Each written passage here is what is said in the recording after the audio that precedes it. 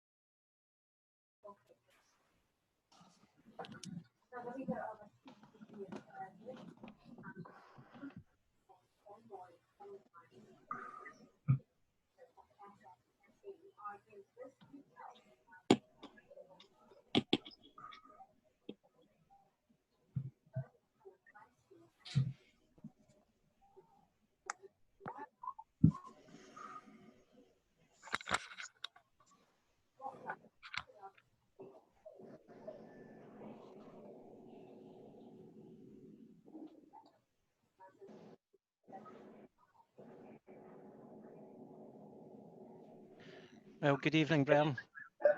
I hope you're all keeping safe and healthy. As usual, I'm still here.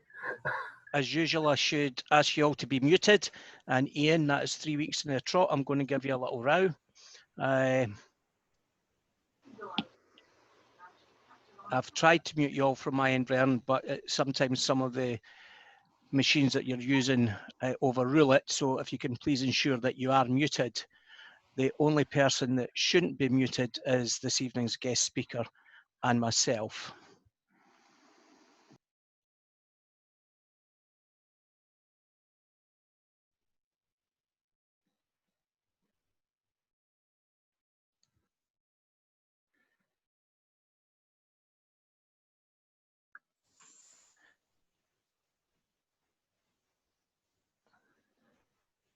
And we're also benefiting from the improved security from Zoom this week, Brian, because you're all being put into a waiting room. It just gives me a little bit more admin work and that I need to admit you all. So please bear with me.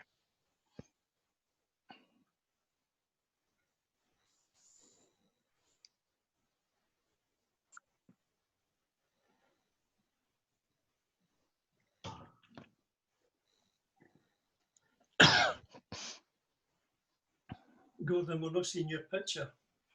Well, that was deliberate because I'm doing the challenge 26 and trying to get 26 inches of hair. But I know how much you love seeing my good looks, Brian, so there you go.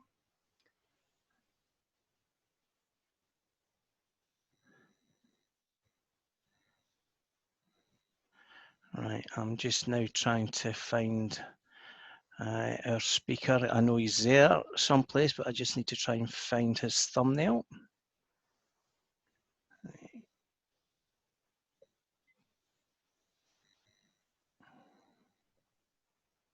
I can see you, but I'm not sure you can see me. I can't see you.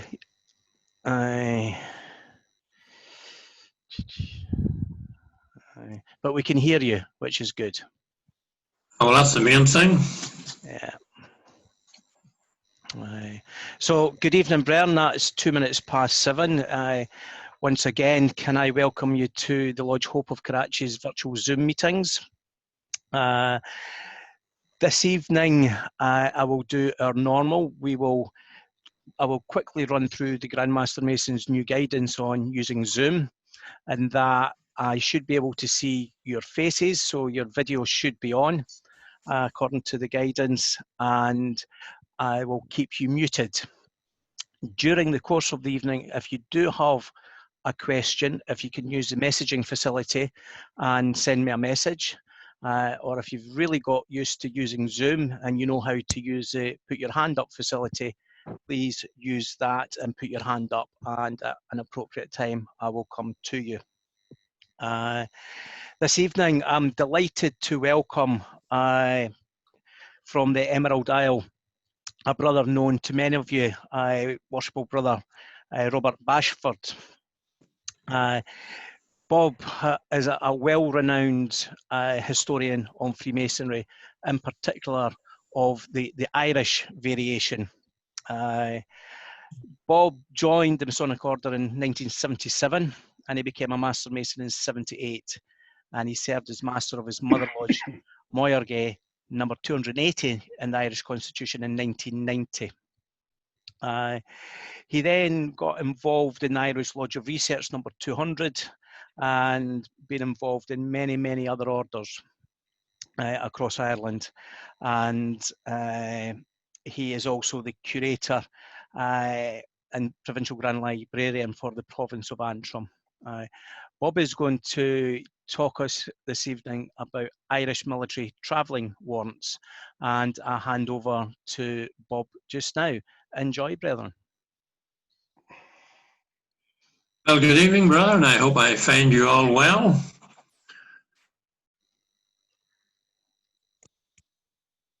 Tonight we're going to have a wee look at the origins of warrants produced initially by the Grand Lodge of Ireland, and how they allowed Irish Freemasonry to spread around the globe. Ireland has always been credited with the introduction of warrants, the properly constituted written authority of a Grand Lodge, issued to a group of brethren, permitting them to assemble as a lodge and conduct the business of a lodge. And at the same time, the then Grand Secretary of the Grand Lodge of Ireland, Brother John Pennell, issued the Constitutions of Freemasonry in Dublin in 1730. Here contained was the history, charges, regulations and laws of that most ancient and right worshipful fraternity, Freemasons, under the Irish Constitution. So all the proper building blocks were in place to complete the ordered development and expansion of Freemasonry under the Grand Lodge of Ireland.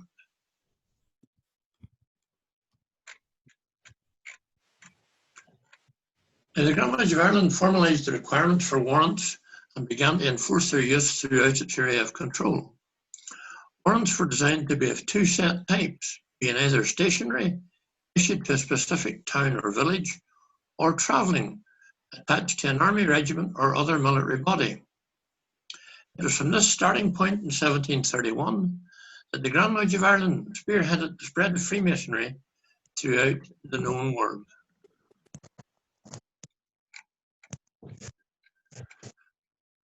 Now I want to just take a few moments to reflect on the early records of the issue of warrants by the Grand Lodge of Ireland.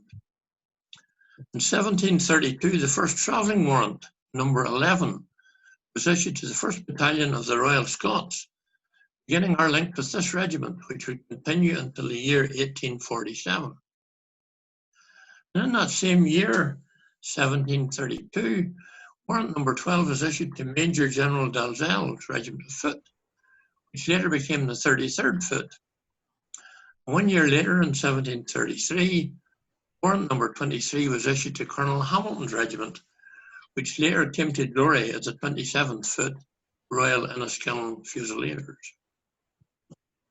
Another year, 1734, warrant number 33 was issued to 21st Foot, that are known today as the Royal Scots Fusiliers. And by this means, the leading edge of Irish Freemasonry travelled in the van of the British Army, as it ensured the safety and security of England and her many colonies throughout the world. We in Ireland still have a proud boast today that the sun never sets in Irish Freemasonry, We have active lodges in places as diverse as the Caribbean, Gibraltar, Nigeria, South Africa, Hong Kong, India, Singapore, Australia, and New Zealand. In the past, we had outposts in France, the rest of Europe, the Americas, North and South, Africa, and Australasia. Brian, I can see that some of you are ready to say, so what? All of the home constitutions, Ireland, England, and Scotland, have travelled throughout the world. My point is merely this, that thanks to the introduction of written warrants, we in Ireland led the way in the introduction of a formal structure by which the art of Freemasonry could successfully be spread worldwide on the back of our military brethren. We were able to point to the local populace in the right direction, acquire regularity, apply into the Grand Lodge of Ireland for their own local warrants. And we should not forget the Irish diaspora, which for political, religious, and economic reasons had been spread throughout the world. These brethren too took their beloved craft with them, and on arrival in their new homelands, they would band together with their new neighbours and begin their work afresh. Of course, having said all of the foregoing, the first regimental lodge that I would draw attention to tonight, it was that old lodge that was attached to the King's Royal Regiment of Guards, one of the first regiments constituted by Charles I in 1661, as a linchpin in his new standing army. Colonel John Russell was its first commander, and the regiment was known as the King's Regiment of Foot Guards for Ireland. For the first 30 years of its existence, this regiment was permanently quartered in the city of Dublin, which at the time was considered to be the second city in the British Empire. When James II became king, he made a number of changes to the officer corps in that regiment, bringing Lieutenant Colonel William Dorrington, an English Jacobite, in as their new commander. It was the officers of this regiment that had been recorded on the 25th of March 1688 as constituting a lodge of Freemasons in the city of Dublin. A mere 11 weeks later, on the 11th of July 1688, in the famous Trinity College tripos, one of the students called John Jones presented his humorous and ribald satire upon Trinity College and the events of the day in Dublin. Sadly, Jones's tripos was not well received by the college authorities, and as a result, he was deprived of his degree. On the other hand, the regiment grew from strength to strength, eventually having some 28 companies by the time of the Williamite invasion in 1690. The regiment fought bravely throughout the glorious Revolution, participating in all the major battles such as the Boyne, Aughrim, and the retreat to Limerick. Under the eventual terms of surrender, the regiment with its surviving officers and men left from Limerick and went with their king to France. The regiment, under a number of colonels-in-chief, were officers such as Michael Roth, and interestingly, while in the court of James II, Roth would have met relations of the Earl of Ross, first recorded Grand Master of Ireland. Nicholas, 5th Viscount Interval, the 3rd Grand Master of Ireland, and 4th Viscount Barnwell of Kingsland, the 4th Grand Master of Ireland. Another important commander of the regiment was Colonel Robert Dunn, minor scion of the Dukes of Tyrconnell, whose military service to France resulted in his appointment to the rank of Marshal in the French army of the day. He died in 1770, and the regiment was then taken over by Joseph Philippe Walsh, 2nd Comte de Serrant. It was under Walsh that this regimental lodge was recognised on the 9th of October 1772.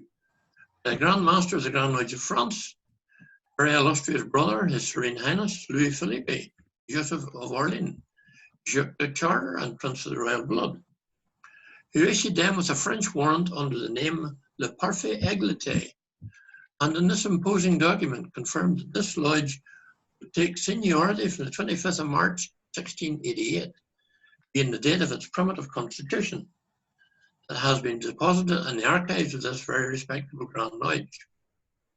This is the first of a number of similar charters issued that confirmed the lodge attached to Walsh's regiment as being not only the oldest lodge in France, but also the first Écosse or Irish lodge. Curiously, as in all things French, there seems to be great confusion between Écossais or Irish and Écossais d'Écosse or Écossais, which both are Scottish. At this point, I would merely observe that in general, French Masonic historians seem to have almost entirely neglected the influence of France of the Grand Lodge of Ireland. Even Thierry, the noted French Masonic writer, omits Irish Freemasonry nearly entirely, except for passing references to le puissant maître irlandais, succedio maître irlandais, and au perfect irlandais irlandais. An Anderson writer was Koski, and his work Étoile flamboyant, who uniquely in France associated the posse with the warrants used by travelling regimental lodges, as in the case of Walsh, and the personal warrant issued later, which he views as a cosy de cos. Now we'll look briefly at one of the main areas of travelling warrants, and that was the Irish in America. The story begins in the southwest of Ireland in the province of Munster. When Springett Penn, the favourite grandson of William Penn, founder of the state of Pennsylvania, who was one of the leading Freemasons in Munster before accompanying his grandfather to Pennsylvania. His involvement in the development of Freemasonry in Pennsylvania may go some way in explaining the very close links developed between Pennsylvania and the Grand Lodge of Ireland. And indeed, on the death of Right Worship Brother George Washington, Ireland was one of the first European constitutions to sympathise with the Brethren in Pennsylvania on the loss of this extraordinary Freemason. One well-known American Masonic historian, Charles McClatchan, in his History of New York, tells the story of how two Irish lodges, Lodge 58 held in the 14th Regiment of Infantry, and Glittering Star Lodge number 332 attached to the 29th Regiment of Infantry, on St. John's Day, the 27th of December, 1769, helped to organise the formation of the Grand Lodge of Massachusetts and elected Joseph Warren to be their first Grand Master. Brother McClanahan goes on to note that several Irish military travelling warrants were busy in New York City in 1758. He refers to Lodge 24, attached to the 27th foot, and Lodge 35, attached to the 28th foot. Records suggest that both lodges were active in the city in 1758, and there is still a suggestion in New York that civilian versions of these lodges remained in existence right up to Victorian times. In 1764, we learn an Irishman, Lieutenant John Christie of the 60th Regiment, became the first or foundation master of Civilian Lodge number 1 on the registry of the Grand Lodge of New York. Records show that a number of Irish brethren from Lodge 478 attached to the 17th Light Dragoons, and Irish brethren from Lodge 399 both arranged themselves under the jurisdiction of the Provincial Grand Lodge of New York. Indeed, it was none other than Gould who deplores the loss of Irish records from the Seton Parade. It goes on to state, the state of New York is indebted to the Grand Lodge of Ireland for the establishment upon its soil of so many lodges, its early progress in masonry, and for a knowledge of much of its early history. One of our earlier warrants, number 74, issued on the 26th of October 1737, by the Grand Lodge of Ireland to brethren in the 2nd Battalion of the 1st Regiment of Foot. In 1759, this lodge was quartered in Albany, in New York. He gave a copy of his warrant to a group of civilians in the town, who constituted Union Lodge number 1, the first warranted lodge in the province of New York. Brother McClanahan recorded that military brethren from regimental lodges began to appear on American soil prior to 1737. Surviving records show the presence of brethren from Lodge 12 in the Irish Constitution, attached to the 33rd foot in 1732. And Lodge 24, another Irish lodge, attached to the 27th foot in 1734. Interestingly, there was a lodge formed in New York in 1760, known as the St. John's Independent Royal Arch Lodge. It appears that this too began life as a military lodge number 74 of the Irish Constitution. The first such Irish lodge constituted in New York under the Irish Constitution. And still we learn more about the role of our early Irish brethren in the Americas. Lodge number 441, attached to 38th foot, was based in New York in 1781 and was present at the formation of the Grand Lodge of New York. One of its members, Brother John Brownrigg, was elected Senior Grand Warden of the newly formed Grand Lodge.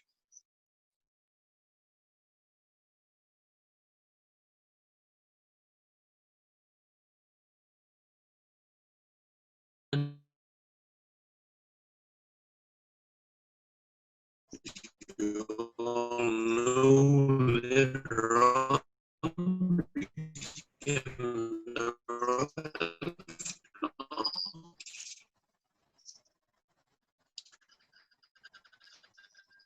early these recognized Freemasons and the 1st Battalion Royal Scots.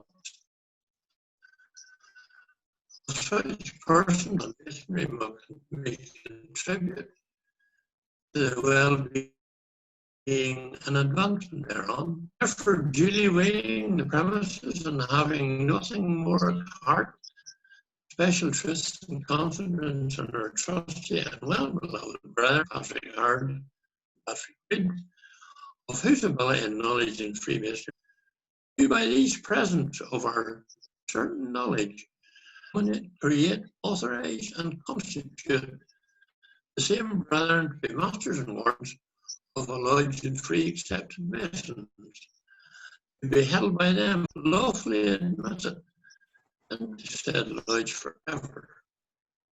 And unto the said James Murray, Patrick Hard, and Patrick Reid, power and lawful authority from time to time to proceed to erection wardens, to establish such laws, rules, and constitution time may think properly and convenient for the well-being and order of the city.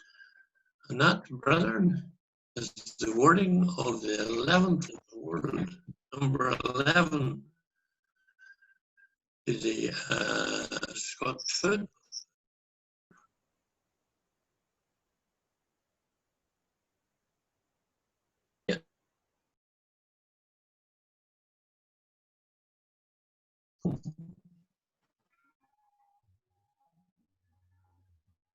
Fourth of June 1808, on the subject of having our members registered on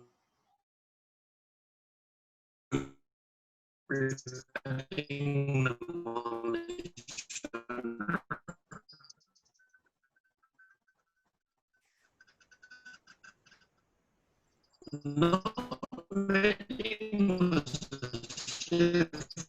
for Dublin, pay into your hands the sum of £10 sterling to the above mentioned purposes. I also send you a correct list of the members of Lodge number 11 and the names that may be left.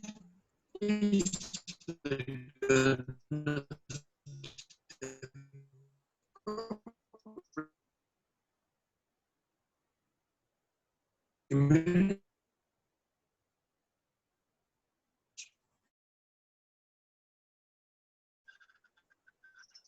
the honor to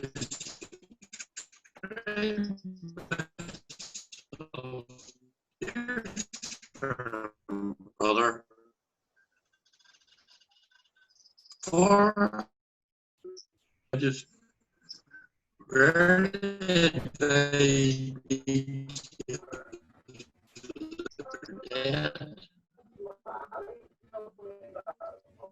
but this was the standard form you train of a military lodge.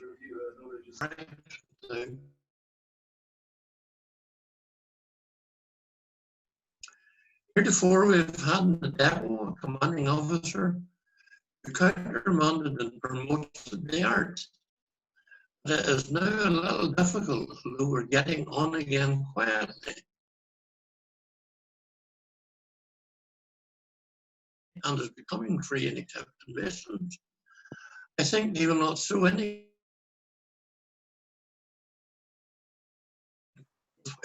declare as a lay with no occasion through any fault of ours. If you've any order or authority for the location of military lodges or anything bearing on the subject, who confer a great obligation by favouring me with a copy, and any charge thereon will be willingly paid. The payment of the pound is it to be understood that the brethren at presently belonging to the depot, and who did not previously belong to number 11, 4 in all, will be required to pay the transfer fees. I also beg you to be good enough to inform me what may be the fewest number that can form a Royal Arts chapter. I've always understood it to be 9, but some say a lesser number can do it. If so, it would answer military chapters better. Apparently, as often happens that they are stationed at places they're not even a lodge, and sometimes so detached that without great inconvenience assemble 9. Upon receipt of your answer to the foregoing queries, and which I sincerely hope to be without unnecessary delay, a list of officers will be sent to you. Signed, Alexander Fraser, Sergeant, Secretary.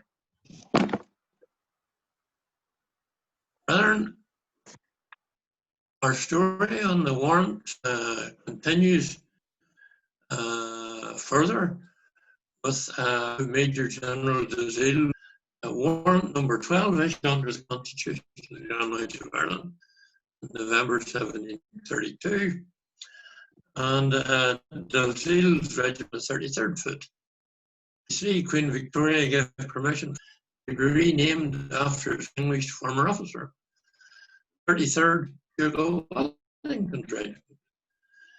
The only British regiment named not of royal blood, part of this lodge, and we only know of its existence from Smith's invaluable 1735 Edinburgh, the laying of the foundation stone of the Edinburgh Exchange.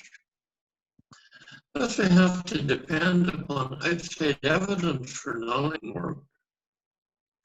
Europe stated that during the provincial Grand Master in the year 1753, and that prior to Harrison's time there were at least 3 regiments in the country. That's the state of New York, Golden Warrants.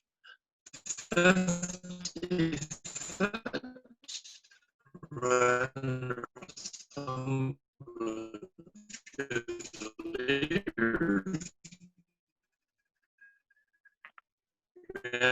under warrant number 86 Irish.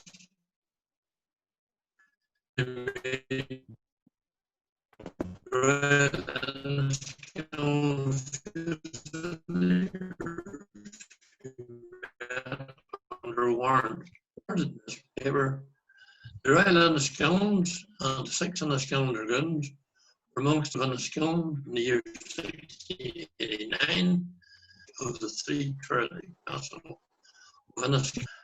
Enniskillen and County Fermanagh, their battle cry. Here, here, the skins are here. What the hell do we care? Here, here, the skins are here. What the hell do we care now? It's a grand old team to play for. It's a grand old team to win. When you read our history, it's enough to make your heart go sad. We don't care whether we win or lose or draw. Damn the hell we care. For we only know there's going to be a fight, and the Royal Enniskillens will be there.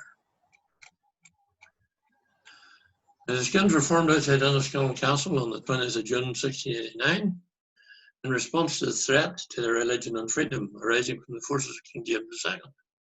They fought at the Battle of the Boyne on the side of William of Orange. They went on to fight with an Anglo-Dutch army trying to repel a French invasion of the Netherlands. They played a leading part in the capture of the great fortress of Namur in 1695. And then in 1746 they were on the losing side at the Battle of Falkirk.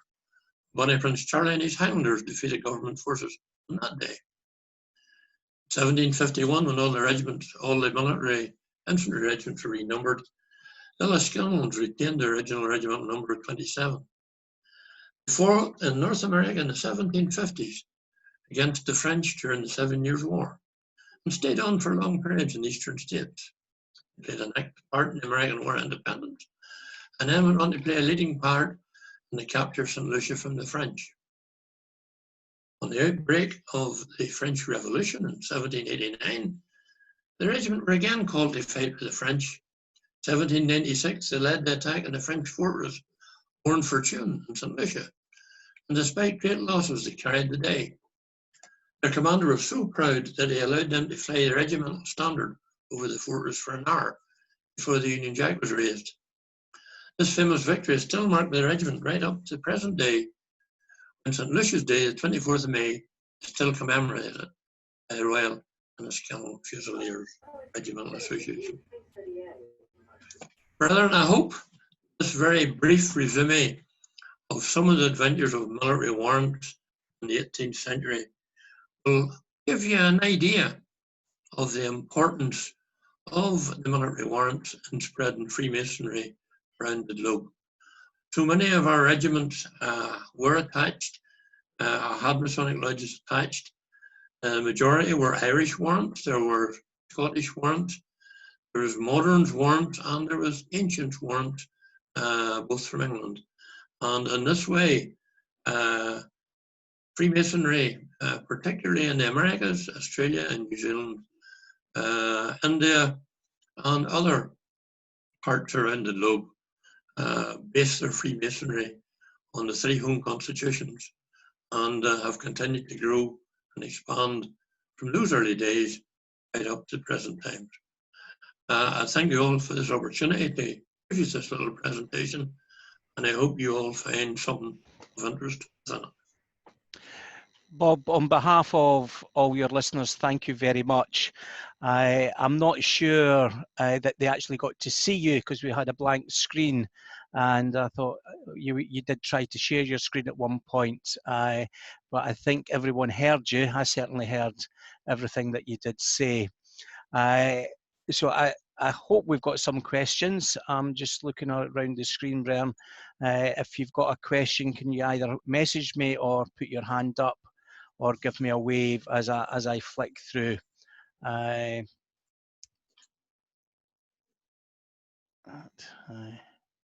You must have convinced them, Bob, that it all started in Ireland, because they're all being very silent. Ian McDonald. We do our best.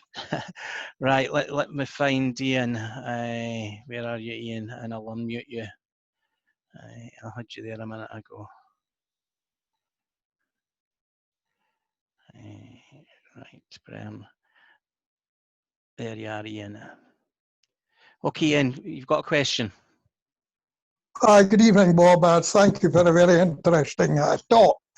In relation to the military warrants, do you have any knowledge of a warrant being issued to the Black Watch, which I'm led to believe was formed under the Irish Constitution and had the number 42?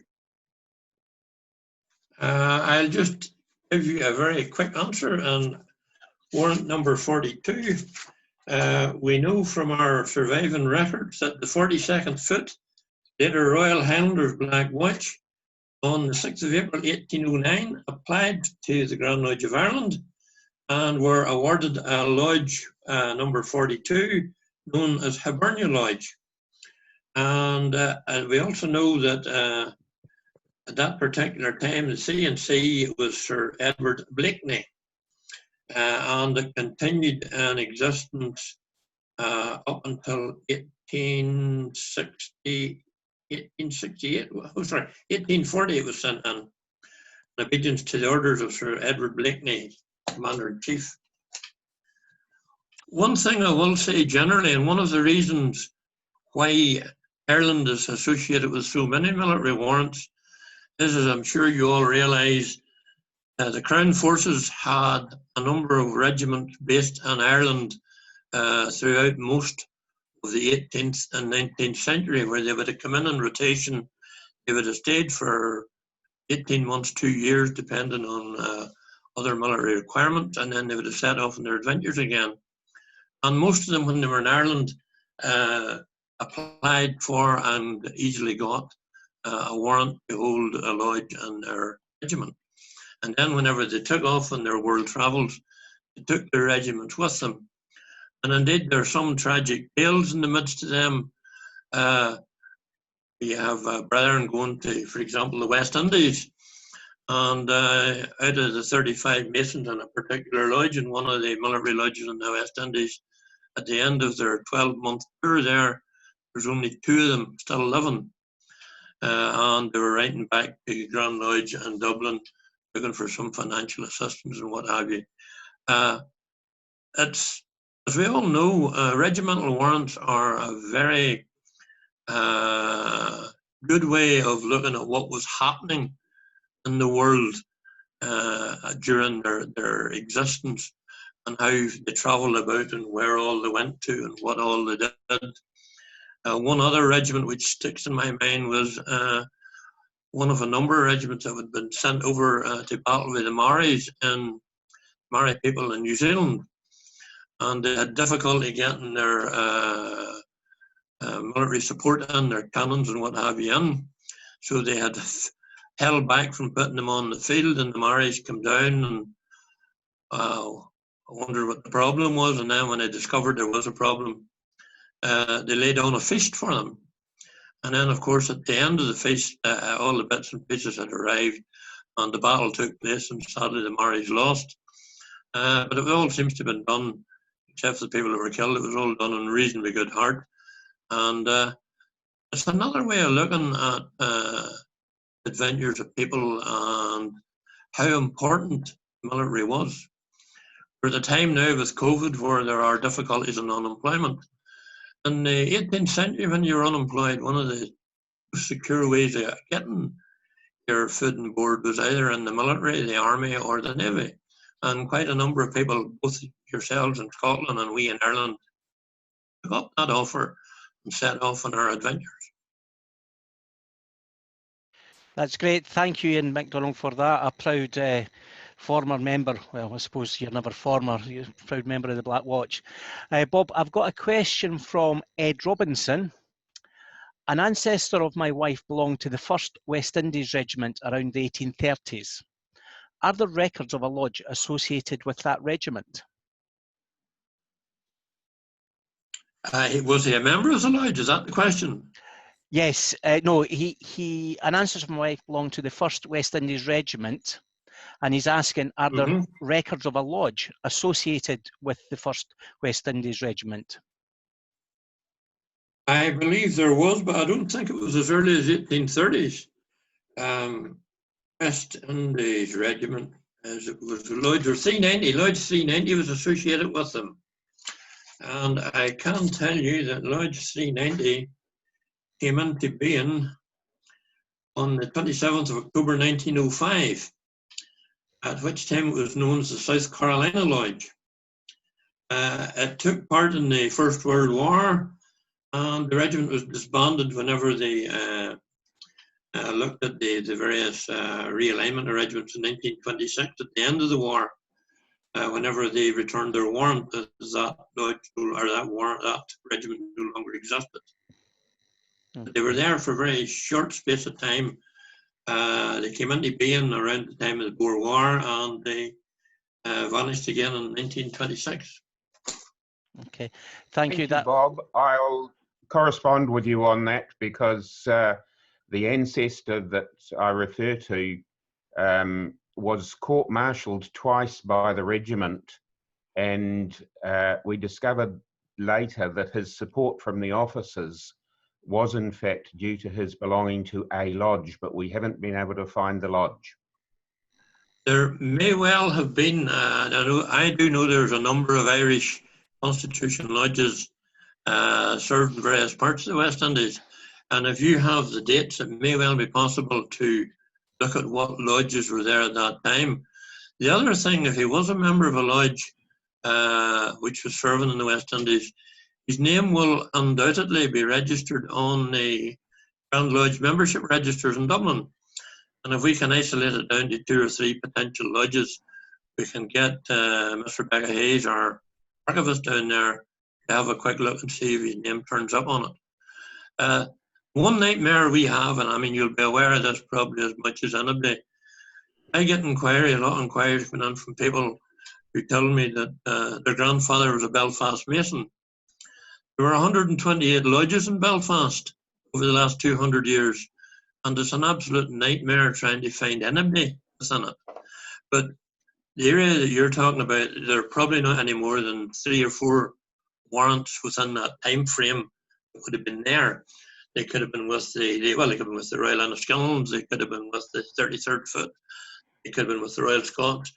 We would be able to identify which of our warrants were working in the West Indies in 1830 and goes in that way. But if you want to drop me an email and send me the names and details, I'll look at that for you. That's great. Thank you. Thank you, Bob. Pleasure. I've got another question, this time from David McLachlan, and he's asking, what was the most important Irish regiment regards Freemasonry?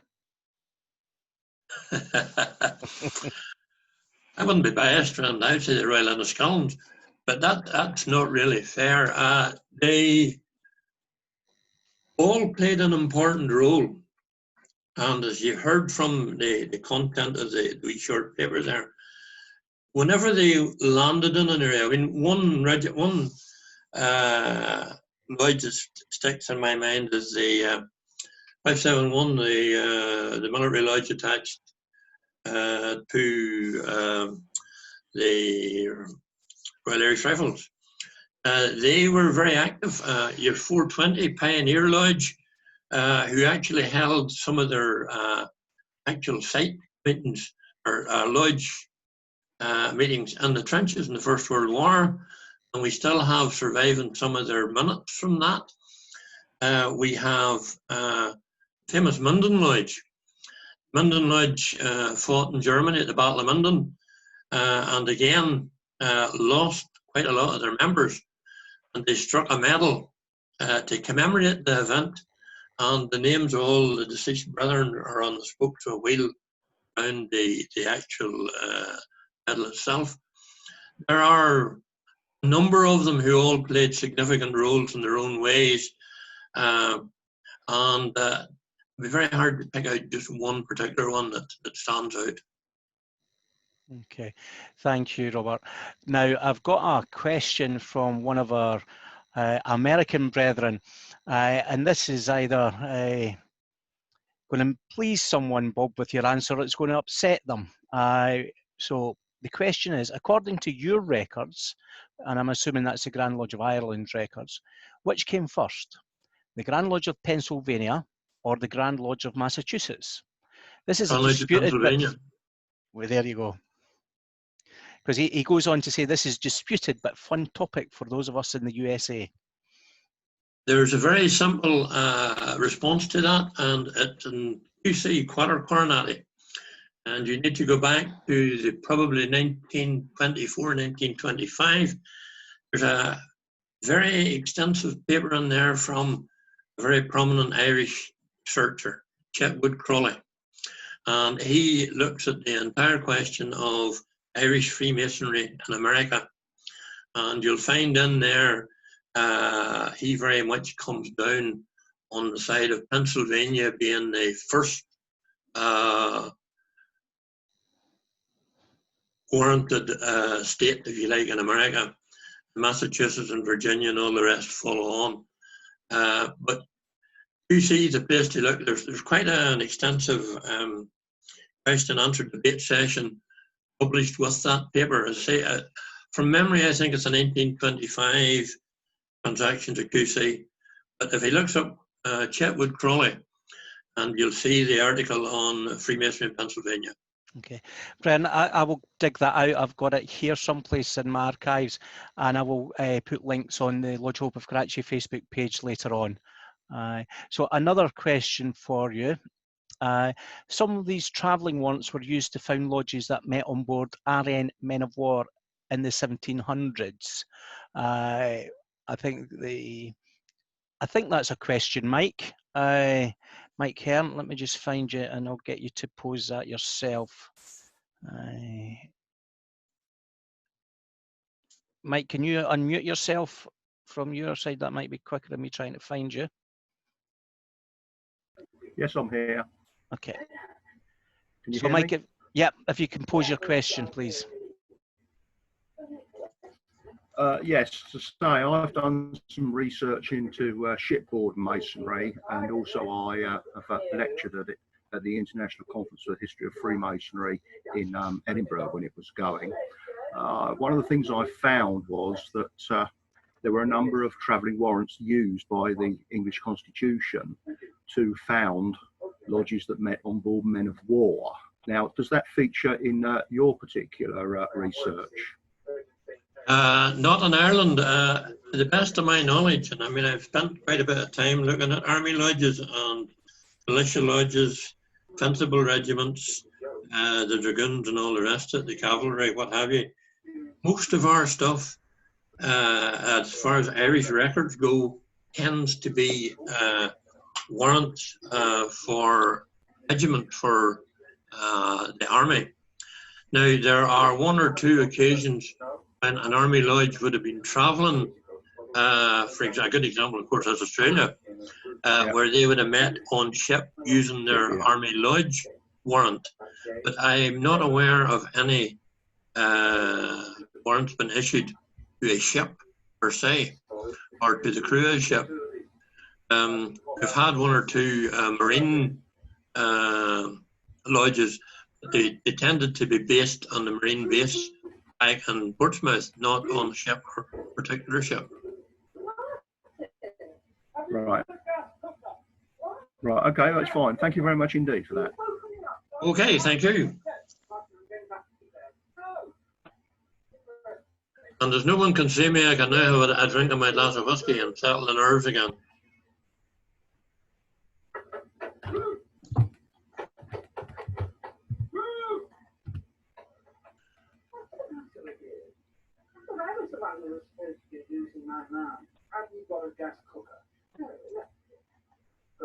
One thing I will say, brethren, is that the study of the history of army lodges and military lodges is a fascinating area within the Grand Lodge of Ireland. We had a quite large number in the 18th century, slowly tailing off in the 19th century, and then with the Great War in 1418, a large number came back in again. And at the end of the war, quite a number of lodges were formed of brethren who had served together in a regiment. Now, they weren't a travelling warrant as such, they were based back in whatever part of Northern or Southern Ireland happened to be. One that springs to my mind was Liswarry, which was a very famous lodge in its day, and it survived until the reduction in the regiments in 1934 again, whenever sadly it bit the dust along with a number of other lodges. But you'll find quite a bit of world history buried in the midst of the adventures of those army lodges that travelled all around the globe at that time. Okay, thank you, Bob. Mike, your article, Ahoy Brother, the story of shipboard Freemasonry, is in the Square magazine, December 2005. And with your permission, I'll put photographs of that up on the Facebook page later on this evening as well for the Bren. Yes, if you could do that, it will be an interesting read for people to actually look at. It gives, if you like, a different feel for how Freemasonry spread around the globe, and also how they managed to actually meet in confines on board ship. Yeah, Lodge Hope could actually meet in Rosyth, which is a naval town. So we've got a lot of naval connections just now, as well as being a lodge from originally from the Indian subcontinent. Yes, there still are, I understand, some Irish lodges, or lodges with Irish warrants, out in Hong Kong that actually meet on board ship. I think St Patrick's actually meets in Hong Kong, sometimes on a motor cruiser. There's another one that meets on occasions in Macau. I believe that they did, in actual fact, hold a meeting on a jumbo jet at 30,000 feet upstairs in first class, just to be, as I say, innovative and different. But they have held meetings, as I say, over here. And let's also not forget that we've got Lodge Glittering Star number 311 that meets around in the Midlands here in England, exercising its travelling warrant, and I understand the sole military warrant that is still used in the army, which is St Patrick's number 295, again Irish Constitution, that meets still. Thanks, Mike. Bob, another question. This one's from Ian Kennedy. How were the startup lodges supported during their infancy? Sorry, give me that again. How were the lodges supported during their infancy? Most of the lodges, the initial impetus to form a lodge came from 3 or 4 brethren within, 3 or 4 members within the regiment who were Freemasons and who wanted to continue their Freemasonry in the lodge. In some instances, they were serving soldiers up to the rank of sergeant. And some of the other regiments, there were officers who formed the lodges, who took the warrant out, formed the lodge, and moved it forward. But they would based themselves initially, particularly for English and Scottish regiments in Ireland, they would have taken most of their initial impetus by attending the local lodges in Limerick and Athlone and Dublin and Belfast, wherever they happened to be stationed. And through there, they would have slowly gained the knowledge on how the Irish ritual worked and what they had to do within it. One interesting area which is, comes up from time to time in the correspondence in the old lodges was this demarcation between military lodges, say, sitting in Belfast, trying to bring in a couple of Belfast civilians to boost their numbers and get a win of pound in, whereas the local Belfast lodges would have been up in arms in that because it was taking income away from them. On the other side of the coin, of course, was that if you were in a regiment and you wanted to join a civilian lodge and there was a regimental lodge, that was a big no-no as well. So there's a certain amount of demarcation between the two, but by and large, 90% of the time, the whole thing worked very well.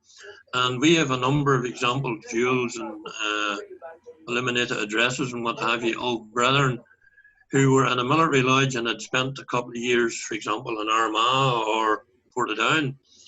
And when they were going to leave, the local lodges would have banded together and either given them a duel or given them an eliminated address, marking their attendance at the lodges for the couple of years they were there and their contribution to support what had been going on. So by and large, it would have been a friendly rivalry rather than anything more than that. Okay, thank you, Bob. Brian, we've got a couple of comments. Mike Kern seeming to recall a Prestonian lecturer, Brother Frederick Smith, on the Master Mason at War. And yes, that paper is on the Lodge Hope of Karachi Facebook page, Brian. And if you go into the file section, you can actually read it. And the other interesting book, if you can see my screen, is this book, Military Lodges 1732 to 1899 by Robert Freak Gould. And again, you can find a copy online of that as well.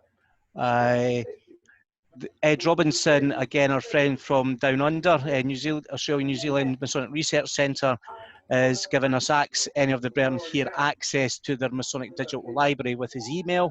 Thank you again for that, Ed. That's been very useful for us in time of lockdown so far. And a question from Argyll and Niles, Dougie Filland. How were meetings conducted in the trenches in the First World War? Quite a fascinating fact. It is quite a fascinating fact, and back in 2014, well, back in 2013, we had an approach from United Grand Lodge of England because they were doing a booklet on the First World War and activities in the First World War. And they couldn't get any ugly lodges that had actually continued their meetings in the trenches. Most of them contained their meetings within the back areas. But Lodge 420, the Pioneers Battalion, came from Portadown, was constituted in Portadown, moved to the south of England and then on down into the battlefront in Somme.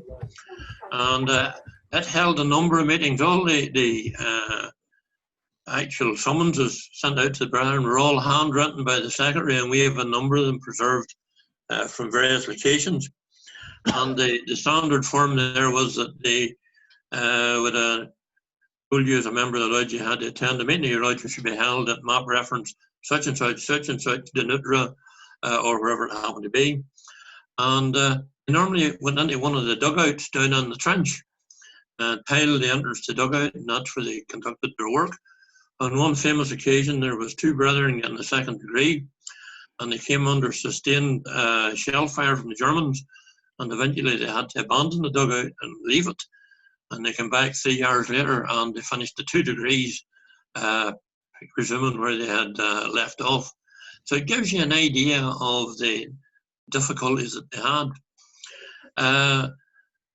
One of their senior officers got his first leave in 1917, Major Gardner, and he came back home to Ireland. He was a Wicklow man, and while he was home, he attended a meeting in the Grand Lodge of Ireland, and he presented a maul to Most Worshipful Grand Master, who in those days was Lord Donachmore. And the maul was made out of a Mills grenade. And he took it up and presented it to him, and Donachmore looked at him a minute or two, and he lifted the maul and he struck it off the table. He said, "Now, Major Gardner, as a military man, you will understand, like me, you have a reticence of doing too much with a live Mills grenade." He said, "So I think we'll just dispense with this and put it into the museum." And it still sits to this day in the museum in Wolver Street.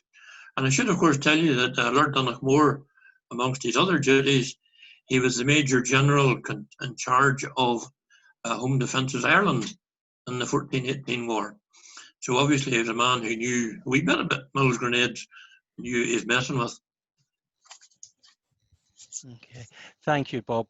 Another point of interest this time from Charles Winston.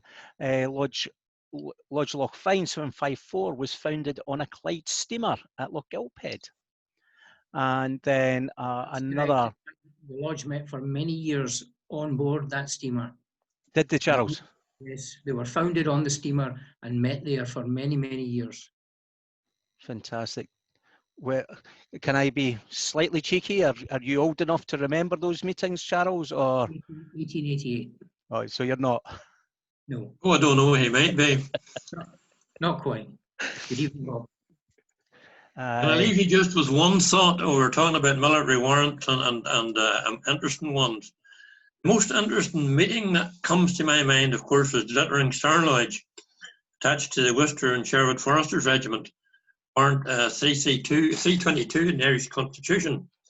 And their most famous meeting, and to the best of my knowledge, the only meeting that has ever been held, was held in the Tower of London, in the White Tower, in 1936, whenever they produced a commemorative medal to mark the event. And they had 2 past Grand Masters and 2 Grand Masters present at their meeting in the Tower of London. And they produced the medal. I think there were 42 silver medals. The Tower of London, the design of the tower on one side and the descriptive bit on the reverse. And since those days, the guys in Glittering Star have slowly but surely, I think, got back about 30 of the 42 medals that they had. And they have them now in Edgbaston down in their display area down there. But it is the only time that I'm aware of that there has ever been a military, or ever been a Masonic meeting, never mind a military Masonic meeting in the Tower of London.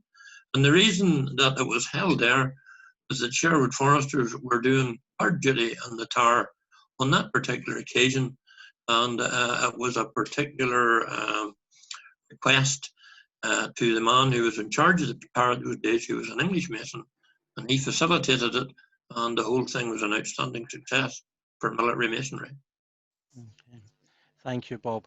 And I think Neil Marshall's he's bringing us right up to date with modern conflict with his comment about the Canadian Army. And I think many of us have seen the travelling warrant and the meeting that was held in Afghanistan not too long ago. And that's quite a well spread photograph. Thanks for that, Neil. My immediate past, the Matlow who's decided to put Hong Kong behind him on the screen to remember of his days on the ships, mentioned St Margaret's Hope had a degree team from HMS Liverpool work a second degree in the temple that we currently meet in. David McNeil, I'm going to come back to your comment because that's part of my roundup. Doogie Fyland, again, founded on 754, founded on RMS Iona and Ardisieg, the brass knocker, both in and outside the lodge room are made from brass from the steamer. Nobby Lodge St John at the Great Siege in Gibraltar called off while siege was going on and resumed once the siege ended. And this was a military travelling lodge. And in Dale Hall, finally, Neil Prince Hall lodges often meet in military postings. So, Brian, we're coming up to 8 o'clock, and the main reason I'm going to bring us to an end is so it doesn't take me 3-4 hours to compress this file to get it up for others to listen to on the computer. But I would just like to finish with an extract from the Lodge Hope of Karachi's history. The Lodge has descended from military colonial origins. The first of the Masonic formation was the issue of a military charter, issued in 1769 as a travelling lodge in the name of Mariah, Colonel Wedderburn's lodge in the 22nd Regiment of Foot, the Cheshire Regiment. This was an English county regiment consisting of soldiers, mainly the Fighting Irish, and officers, mostly Scots. I'm not sure, Bob, if that's a reference that we need to look after you lot and keep you in check at times, and that we were actually part of an English regiment, who knows. And the regiment was originally issued a travelling warrant from the Grand Lodge of Ireland, but this got lost during their posting to the Mississippi about 1759. And again, the full history of the Lodge Hope of Karachi, Brian, the paper is on the Facebook page. Brian, on your behalf and on behalf of the members of the Lodge Hope of Karachi, Worshipful Brother Robert Bashford, can I thank you for your sterling efforts this evening and keeping us apace with Irish travelling warrants and ensuring during this time of worldwide pandemic we're able to continue with our daily advancement in Masonic knowledge. Brian, as I always do, I will unmute you all to allow you to say your goodbyes and thank yous. Thank you, Brother Robert. Thank you, Brother Robert. Thank you. Very interesting. Thank you, Brother Robert. Good night. Wonderful. Very interesting. Brother Robert. Good night. Very interesting. Bob. Well done, Bob. Thank you so much. Be safe. Well, thank Well, you. brother, thank you all very much. We are waiting for the next lecture. Next week, the next lecture is Brother the Reverend Robert Craig, the Provincial Grand Chaplain of the Provincial Grand Lodge of Glasgow, and he will be talking on Freemasonry under the jackboot, and that's Freemasonry in the Channel Islands in the Second World War. Yeah. Great. Wonderful. Thank you so much. Bob, Bye-bye. thank you very much. Good night. Take care, everyone. Yes, Bob and Gordon. Thank you. Thank you so much. Well done. Good night, all. Good night. Bob, wonderful. Good night, brethren. Hey, brother. Good night, brethren. Take care of. Good night. Good night, Gordon. Good night. It's all. Gordon, thanks again. Bye. Yes. Good night, brethren. Stay safe. And you'll give you your normal 5, 4, 3, 2, just shows I can count, Brennan. 1, good night and thank you. Good night. Good night. God bless.